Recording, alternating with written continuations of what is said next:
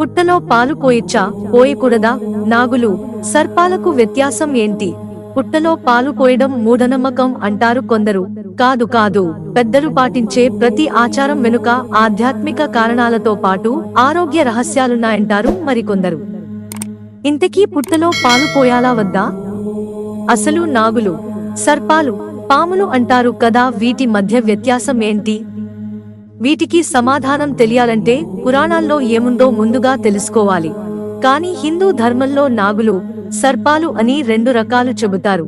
ఈ రెండిటి గురించి భగవద్గీత 10వ అధ్యాయంలో కృష్ణుడు ఇలా చెప్పాడు: ఆయుధానామహం వజ్రం ధేనునామస్మి కామధుక్ ప్రజనశ్చాస్మి కందర్పః సర్పాణామస్మి వాస్కః.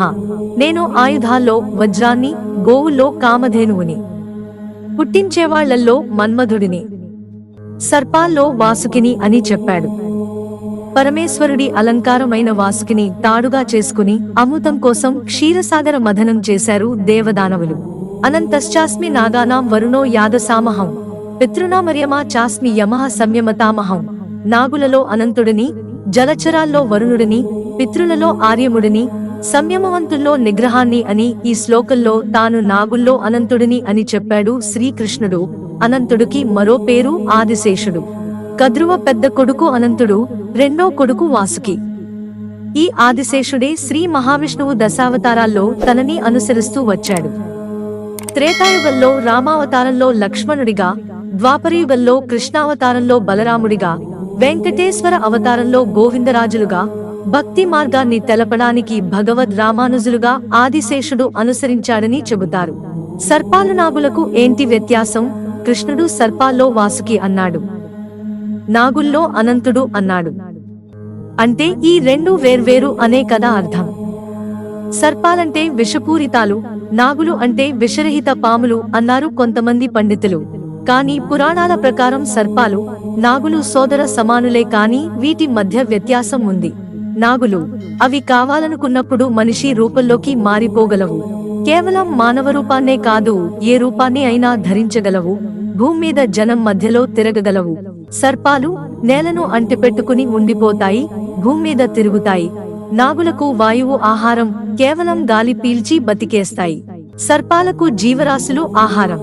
సర్పాల్లో మళ్లీ దేవతా సర్పాలు ప్రత్యేకం. ఇవి ఎక్కడ ఉంటాయో అక్కడ మల్లెపూల వాసన వస్తుంది.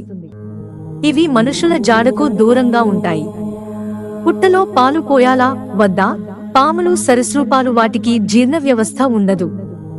కానీ నాగులు, దేవతా సర్పాలు అందుకు భిన్నం.